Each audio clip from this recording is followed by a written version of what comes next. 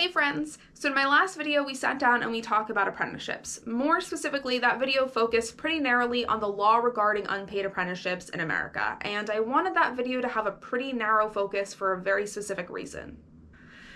And that is, in recent days, I have gotten into a lot of arguments and gotten a lot of hate, particularly from older male tattoo artists who are very upset at the concept that I am talking about the fact that we need to pay apprentices. And if I'm being completely honest, I didn't think that they would listen if I talked about anything as far as opinions or ethics or anything of the matter. And in the past, when I've tried to talk about those things, I've just been called a lot of really terrible names and had a lot of awful things said to me. So I decided to keep that video pretty straightforward to the laws, in the hopes that even if someone did not agree with the ethics surrounding unpaid labor, they would not really be able to argue with the law, and maybe I could convince at least one person that it is the law and they do have to pay their apprentices, and I really hope that that's the case.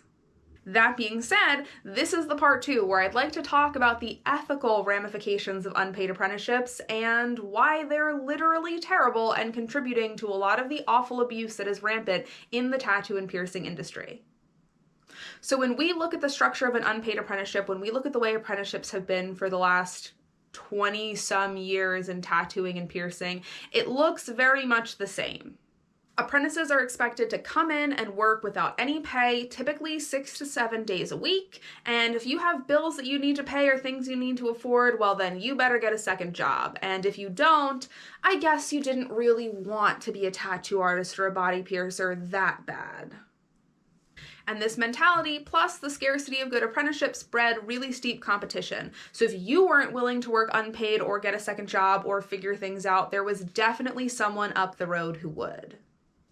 And a lot of times, actually successfully having an unpaid apprenticeship looked one of two ways. Either you got a second job and worked an absolutely insane amount of hours just to be able to afford to barely scrape by in order to keep your apprenticeship, which led to many people burning out and quitting or leaving apprenticeships after just a couple months because they couldn't keep up with literally 90 to 100 hours of work a week, the majority of which was unpaid. Or folks who came from an upper middle class background and were able to stay living at home with mom and dad and didn't have to worry about paying any bills or any utilities or anything like that, were able to waltz in and get apprenticeships and not have to worry about working unpaid because they didn't really have any bills or expenses and their parents would help them with whatever they did have. So they could just work their unpaid apprenticeship and not have to worry about anything else. And if you're thinking to yourself, gosh, Lynn, I bet disproportionately those folks who are able to live at home with their parents and work without pay and not have to get a second job were probably able-bodied white folks and able-bodied white men, you'd be correct.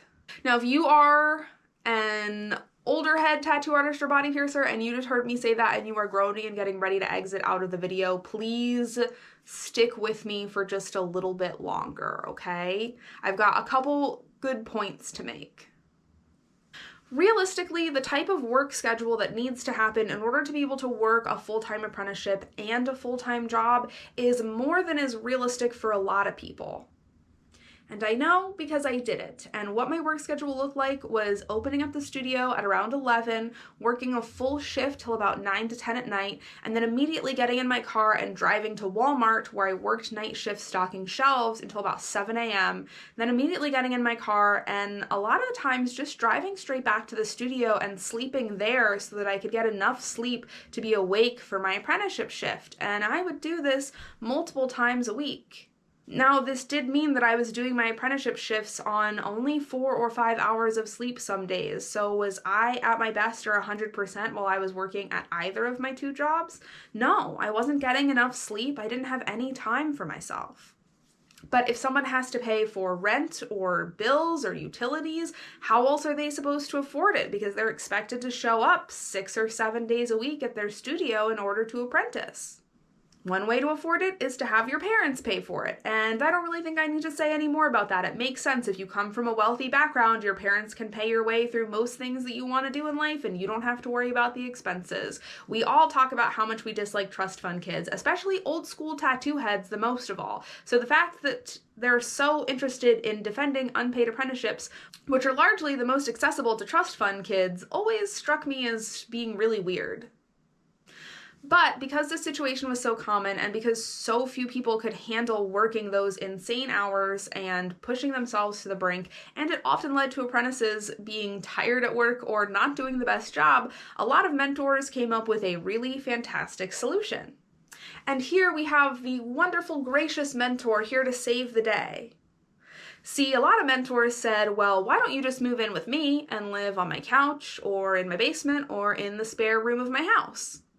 I won't charge you rent or utilities. Some of them said that you just gotta clean the house or cook some food or do my chores in order to cover the expenses of living here, and some didn't make you do any of that at all, but they let you live with them, and that way you didn't have any really expenses or major bills to pay, and then you could carpool with them to the studio, and then you could work unpaid, and you didn't really have to worry about it too much. And if you did need a little bit of money, you could get a super part-time job, maybe just 1 or 2 days a week, and it wouldn't impede your apprenticeship time. And this situation was, and oftentimes still is, really common in the piercing and tattoo industry. And a lot of times when we see this situation, it's young female and femme-presenting apprentices with their older male mentors. Yes, that did mean that 18, 19, and 20-year-old women and femme folks were moving oftentimes across the country to go live with 30 and 40-year-old men and work with them full-time while not being paid at all and therefore having no financial security whatsoever. And if you're thinking to yourself, boy, I don't know if it's the best idea that all of these young women are moving across the country to live with men that they don't really know that well and work with them all the time and have no financial independence. Well, you'd be wrong. This situation was totally safe and nothing bad ever happened.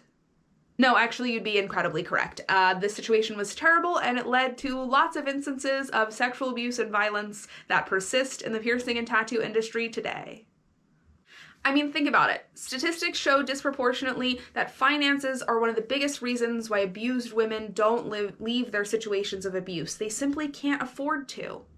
If you don't even have the money for gas to get out of town or a hotel to stay in or someone to stay with, how are you going to be able to safely leave?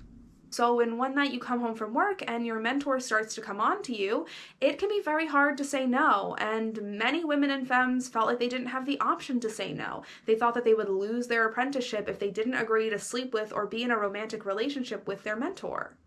And many mentors threatened apprentices with dropping their apprenticeship or blacklisting them from the industry if they didn't become romantically or sexually involved with them. Very few people can afford to work incredibly long hours unpaid, and forcing folks to do so with no other option leads to situations that can very easily become severely abusive. And that's the situation that's been happening with tattoo and piercing apprenticeships the past 20 years, but even up until today, and there are still people who are trapped in apprenticeship systems like this. When we normalize unpaid apprenticeships, we normalize situations that make abuse very easy. And quite frankly, none of that even begins to scratch the surface of the way that apprenticeships disproportionately affect anyone from a lower or even middle-class income background who can't afford these types of things. And disproportionately, that's going to affect BIPOC folks, LGBTQ folks, and disabled people alongside women. And one of the most crushing facets about that is that for many BIPOC folks, tattooing and piercing is not just a job or just an industry. It's an incredibly important part of their cultural, spiritual, or religious background. And particularly here in America, unpaid apprenticeships have been an incredibly effective method to keep them out of the industry for the last 20 years.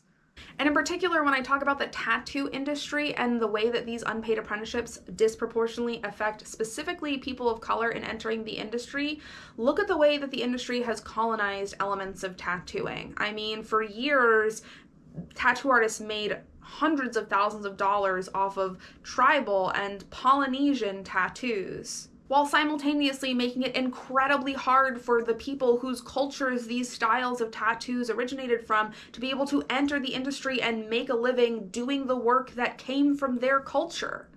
I could do an entire video about the colonization of the tattoo and piercing industry and what needs to be done to decolonize it, but one of the largest things that I think we need to do in order to make that change and decolonize the industry is to stop this system of unpaid apprenticeships.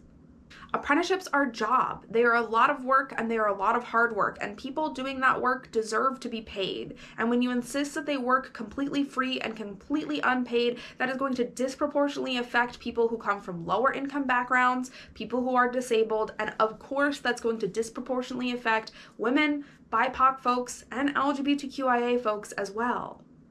The very good news is, however, if you disagree with literally everything I said in this video, that's completely fine, because regardless of that, it's still illegal not to pay an apprentice in America, and those guidelines are very clearly set forth by the government. So if you don't like anything that I had to say in my first video or this one, you can try and hire a lobbyist and work on changing the laws, but until that happens, the laws stand as they stand, and apprenticeships need to be paid. And if you are someone who is interested in getting into the tattoo and piercing industry, please find an apprenticeship where you are going to be respected and treated well, and most importantly, paid for the time that you are working. If you are an apprentice in a situation where you are currently working unpaid, I would strongly suggest you look into the laws and see what protections that there are for you. And if you are someone who is interested in mentoring and teaching the next generation of tattoo artists and piercers, I strongly encourage you to do the work to look at what equity looks like in the industry and how we can be more inclusive, and how unpaid apprenticeships can disproportionately affect lots of people who are some of the most important folks to be present in the industry. And even if you disagree with literally all of that, it's still the law. So pay your apprentices. If you like my videos and you'd like to see me do more content, especially about safe apprenticeships or more information about apprenticeship laws, maybe even look into other countries, please go ahead and click like and subscribe, and hopefully we get to sit down and chat again soon.